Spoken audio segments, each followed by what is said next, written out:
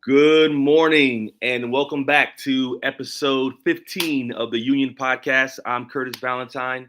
I'm here with my sister Carrie Rodriguez, and we again every week, every Friday, is your taste of news, politics, policy, advocacy, research, data on education from the perspective of teachers and parents.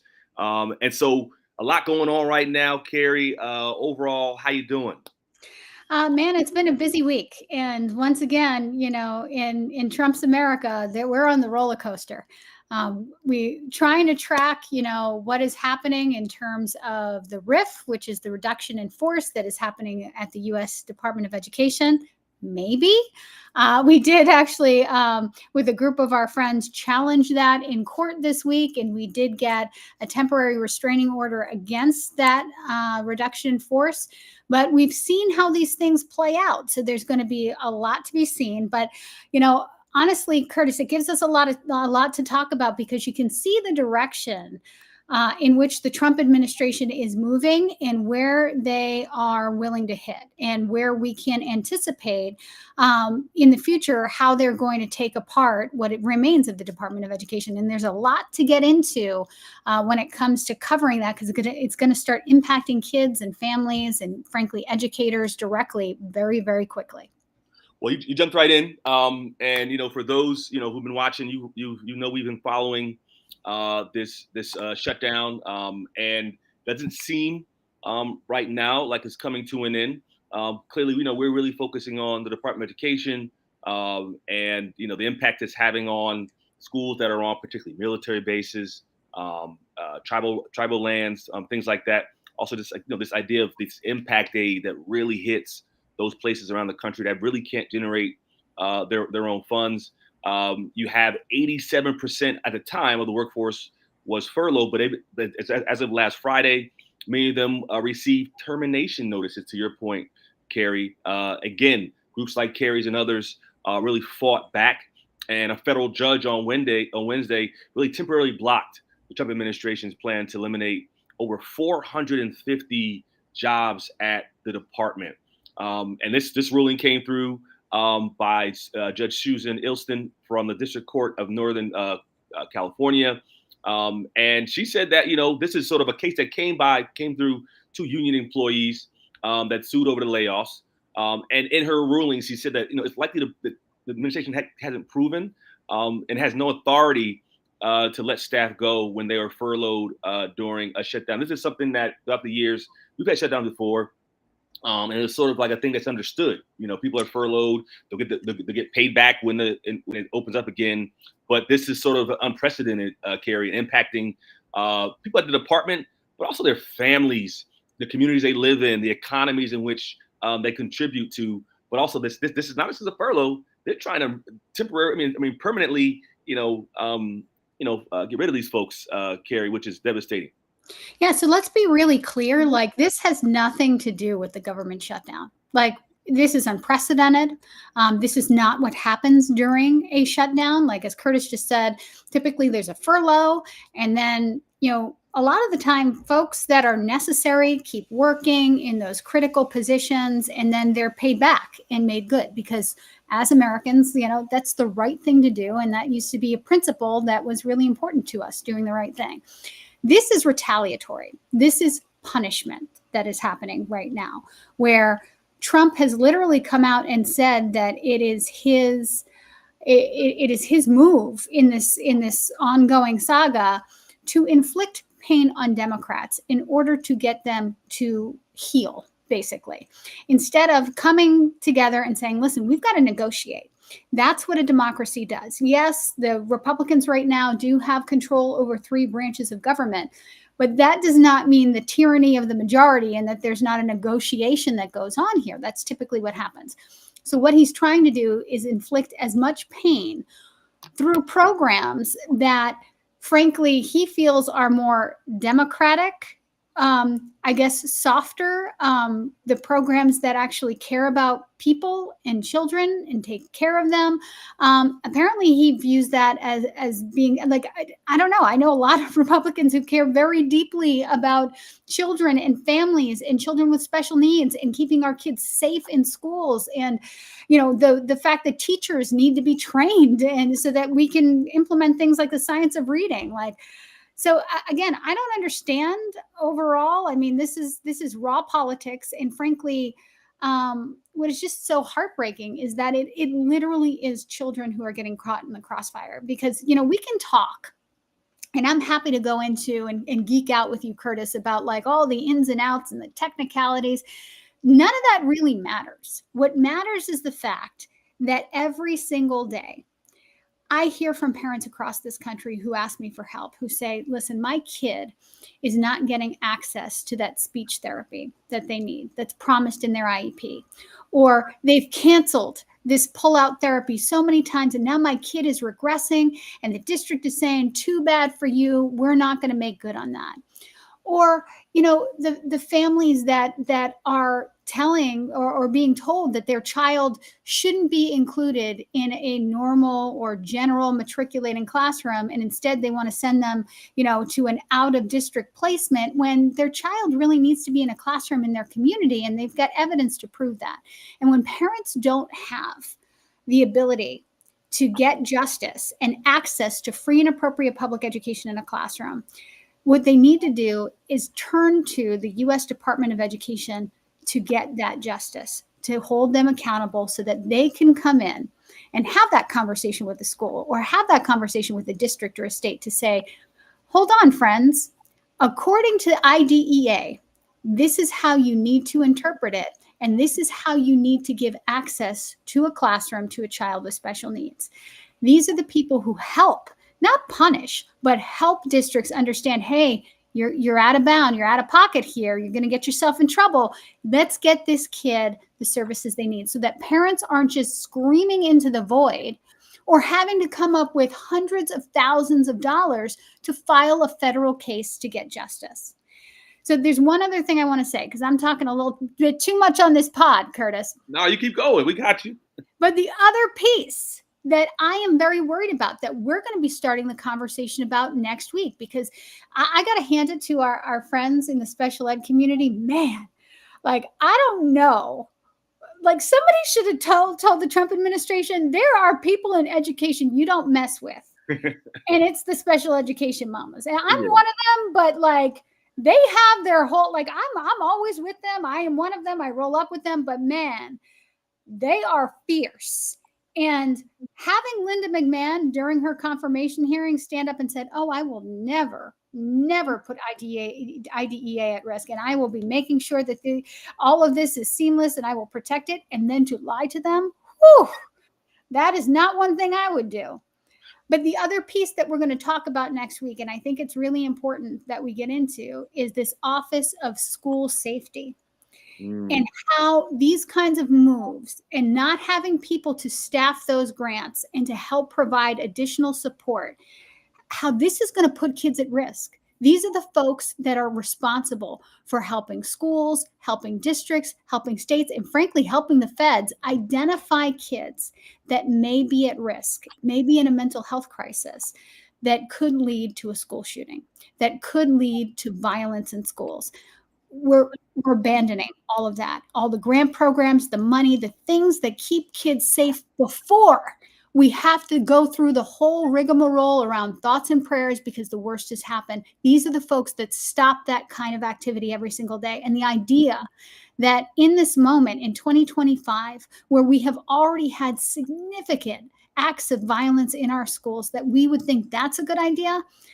Curtis, I don't get it. I really don't get it. Well, I mean, I think this is sort of an understanding. I think I don't think people truly understood the backstop that the Department of Education had on local and states governments that were, in many, without mincing words, hurting kids.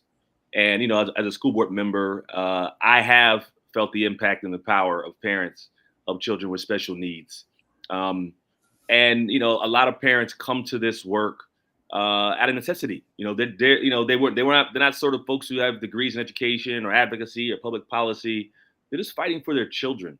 And again, it's not a partisan thing. To need support as a student is not one that falls along party lines. Parents are going to fight for their children no matter what. But the Department of Education for a long time has been that place for recourse in places where the IEP wasn't being fully implemented, the services weren't being there, consistent support for children, staffing issues that often happen at traditional public schools and public charter schools. That we all think that every sort of entity has to, and private schools, that every entity really has to be held accountable for. But again, these are things that, as parents and educators, the one thing we really sort of count on is just consistency and security that this thing is going to be there. And so I can wake up in the morning and worry about other things like food, transportation, things that we just sort of, that we sadly have taken for granted.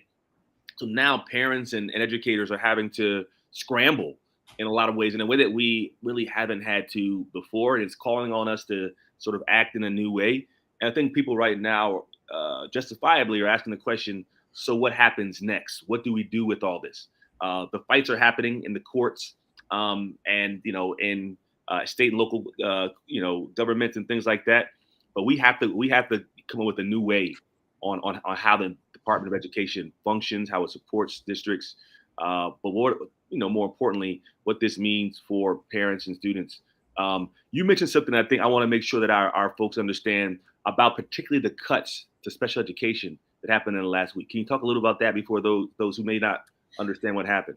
Yeah, so when we take a look at the members of the staff within the U.S. Department of Education that have been cut, a lot of them are around grant implementation, are around enforcement. So when you see in the Office of Civil Rights enforcement, like these are the people, literally, folks like me call, parents across the country call to say like, hey, my school is in violation or is not upholding an IEP or is telling me they can't provide this service, even though we have all the data saying this is necessary. They don't have the money. They can't do it. These are the folks we call. So the feds come in to say like, hey, district, here's how you got to figure it out. Here's how we have to make it work. They help us to negotiate so that the kid actually gets what they need. And that's the whole end goal. It's not to have the feds, to call the feds in, to punish them, to lock anybody up, to restrict somebody, yell at them, none of that. But sometimes, and we know this, Curtis, working on the front lines and you being on the school board, these regulations are really serious and they're really hard to understand and hard to put together. These are the experts that actually help districts and schools figure this stuff out. And frankly, we as parents know what our rights are. A lot of us, especially coming into special ed, or they call people like me and folks like the National Parents Union or the National Center on Learning Disabilities. There are so many extraordinary groups that help guide parents through this process.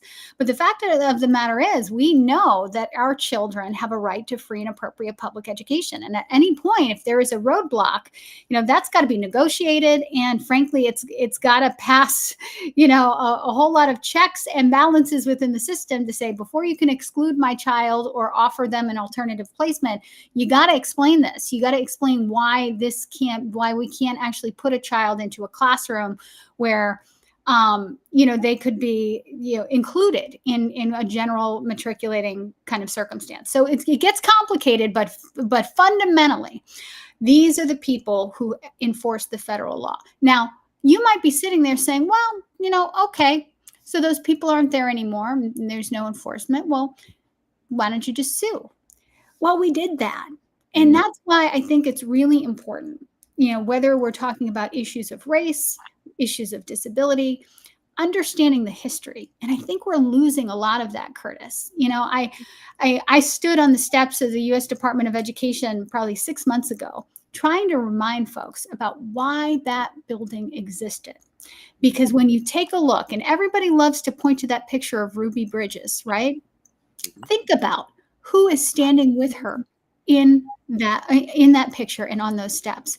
Those are federal marshals who are having to walk her into the building. Now, why is that? That is because her parents had to file a lawsuit and demand access into a classroom because the state, who had the ultimate power over education, the governor, was saying, we are not going to provide access. It's when the feds have to come in and say, hold on a second, you're out of pocket. And we are going to step in because this child has rights to access this classroom. It was cases like that. It was cases like, I'm losing the name of the parents, but let's say it's Stewart versus Pennsylvania in 1976, where parents had to sue to get their child access, and a child with Down syndrome, access to public education, because in their district and in their state, they were saying, well, we don't have the resources to help a child with Down syndrome. They used to do that with children who had hearing loss, kids who had autism. Schools left to their own devices were saying, like, listen, we can't help your kid. Like, you can't bring them here. Like, we don't have the services. We don't have the staff. We don't have the resources. And parents were forced to sue. And you think about a federal lawsuit, Curtis. Like, I now, as an old lady, have had to file a couple of those. And man, it costs so much money, so much time.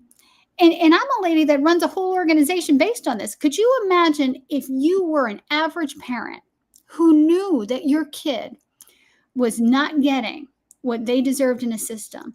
You'd have to have the time, the privilege, the resources, like the knowledge of how to actually get your child justice. And there were so many of us, parents, that had done this for decades, that finally enough was enough, and we forced the issue and said, we need a Department of Education that is actually enforcing these federal laws and these federal regulations, because this is a mess. And that's how that department came to be and why that building exists. Yeah. And again, what happens to today's Ruby Bridges? You know, where does she or he or they, where do they get their support? Where do they get that federal escort? Because right now parents don't know. And this is something I think that we're going to keep tracking. You know, hopefully by this time next week, the government will be opened up again. We don't want to come back and keep telling these stories about, you know, what shutdowns mean for staff, for parents, for students. But this is the world we live in. And it's you know, this podcast is really here to keep you informed. Something else we're tracking is something that I think oftentimes people have to be educated on. So those of you all know, I'm a proud graduate of an historically Black college, Morehouse College, and they educate so many people, so many generations in the past. But we also have we call Hispanic serving institutions, right? Minority serving institutions. Those are colleges where Hispanic students make up at least 25% of enrollment.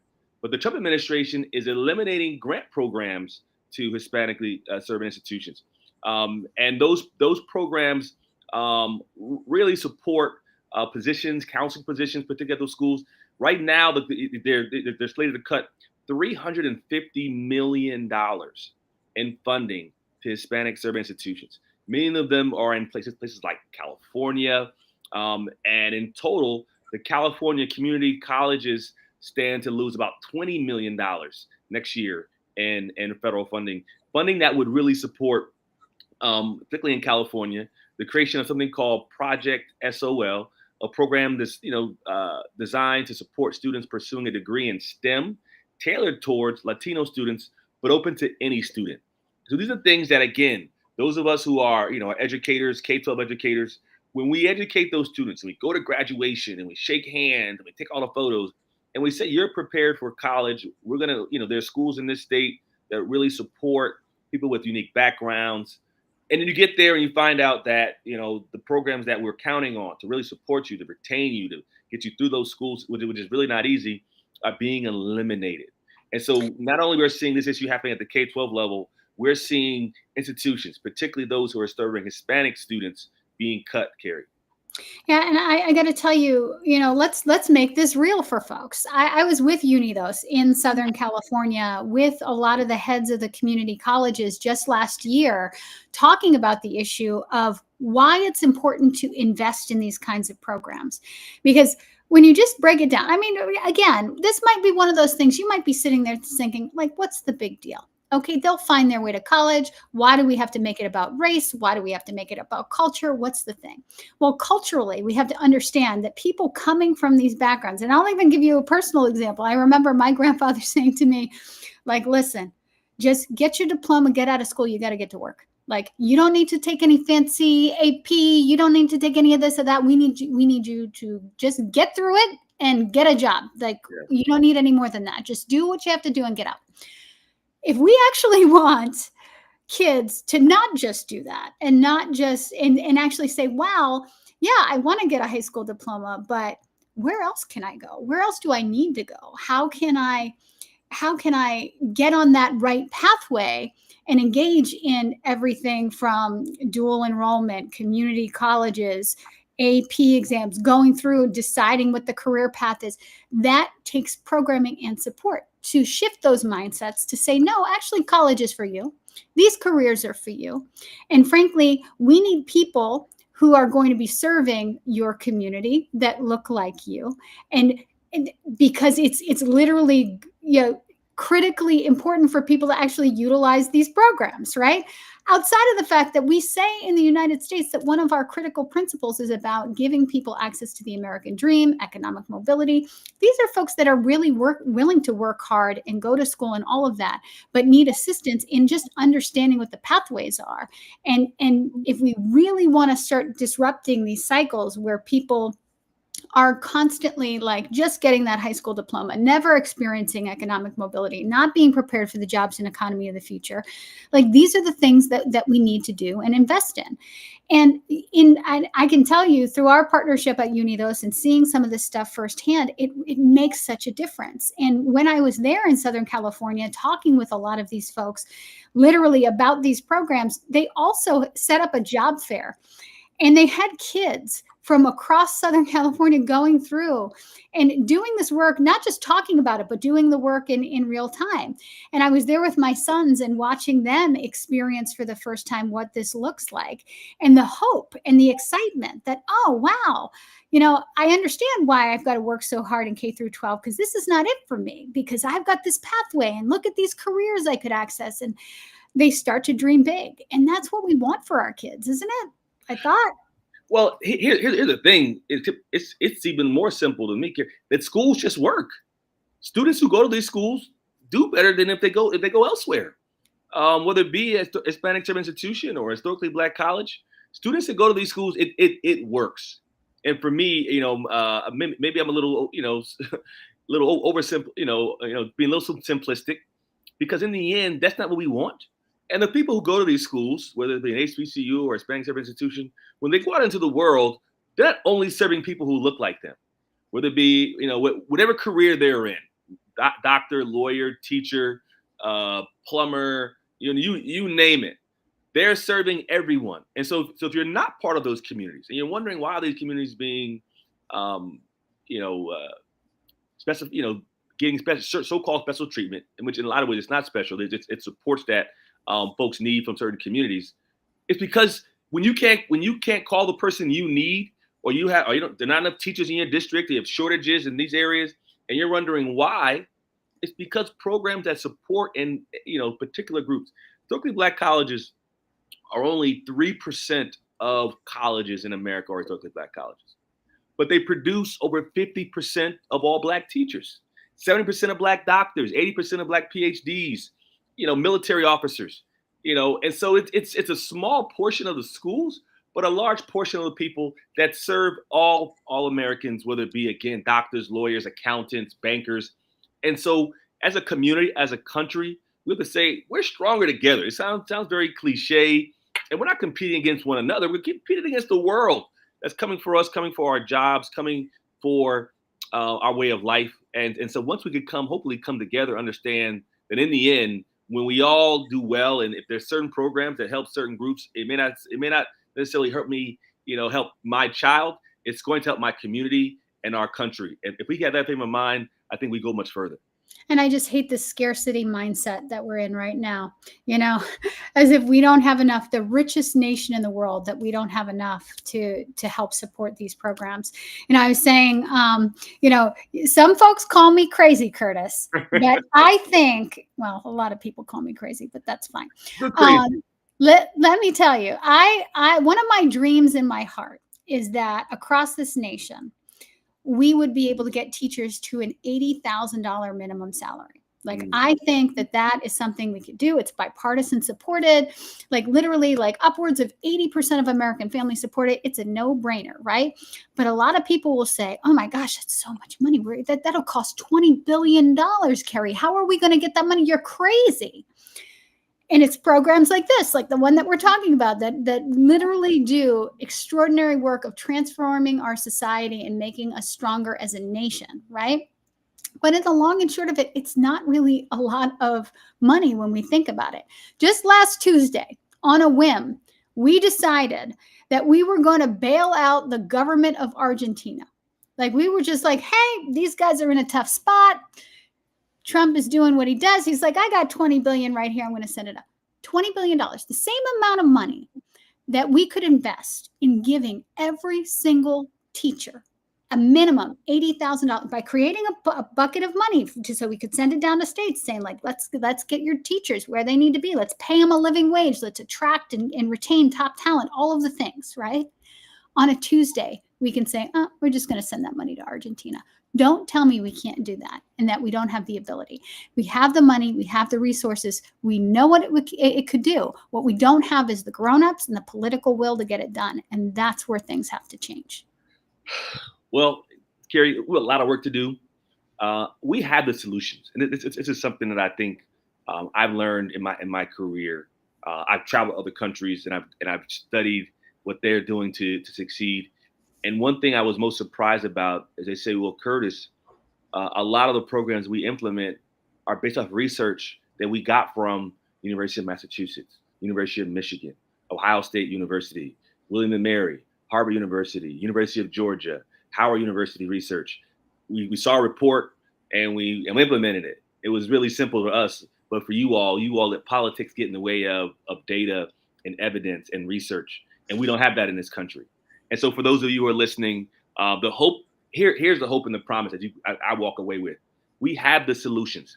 We have a majority of people who feel the same way that we do. We have to come together and know our strength. We're at time, Carrie. Again, it goes by fast when so much is going on. We got shutdowns. We got rifts, furloughs. We got money being cut. And so we'll be here every week. Same time, same place, fighting for this stuff. Any final words before you sign off, Carrie? Yeah, if you are excited to talk about waivers, next week we're going to be talking about waivers. So if you are that kind of geek, this is going to be that kind of podcast next week. So if you're like, when are they going to talk about these waivers? Don't worry, folks. We got one for you next week. We got you. Join us next week. Again, as always, like, share, comment, the Union Podcast. Curtis Valentine, Carrie Rodriguez, you all have a great weekend.